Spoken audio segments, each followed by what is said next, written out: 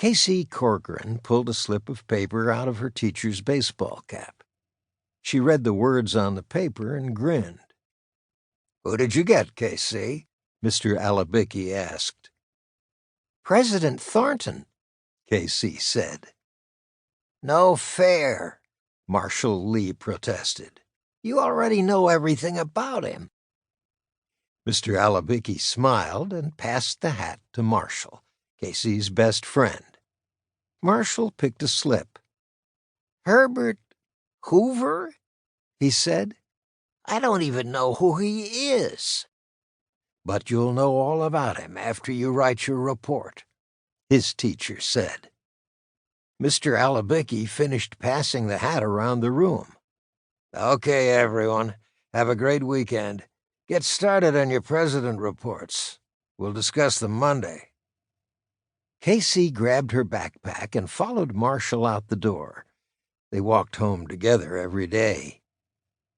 Casey and Marshall lived in the same 10-story building in Washington, D.C. It stood between a pet shop and a Chinese restaurant. They stopped on the way home to watch puppies and kittens through the pet shop window. "Why is everyone so crazy about furry animals?" Marshall asked.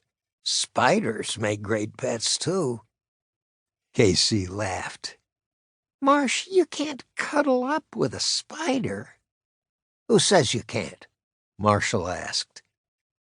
"I wish Mr. A would let us write about insects instead of presidents." Marshall loved anything with more than 4 legs. He kept jars of crawly things in his bedroom. Spike, his pet tarantula, slept in one of Marsh's old baseball caps. "President's Day is in February," Casey reminded her friend. "If we had an Insects Day, Mr. A would let you write about Spike." "Spike's not an insect," Marshall said. "Tarantulas are spiders, and spiders are arachnids." I know, Casey said as she pushed open the glass door of their building. "You've told me 100 times." "And you still don't remember," grumbled Marshall. He pushed the elevator button. Donald, the building manager, opened the elevator door. Donald ran the elevator and helped people get taxis out front. "Hi, kids," Donald said. "Got plans for the weekend?" "We have to write reports," Marshall told him, "about dead presidents." "Mine's not dead," Casey told Donald. "I picked President Thornton." Donald smiled as he pressed the button for Marshall's floor. "Lucky you. Maybe you'll see him around town." Marshall got off on the 3rd floor, and Donald took Casey to the 5th. She let herself into the apartment with her key.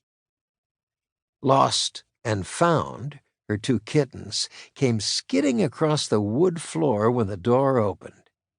Casey rubbed their bellies, then headed for the kitchen. A note was taped to the fridge. "Casey, I'll be home around 6. Have a snack. Love, Mom." Casey grabbed a banana and walked into the living room.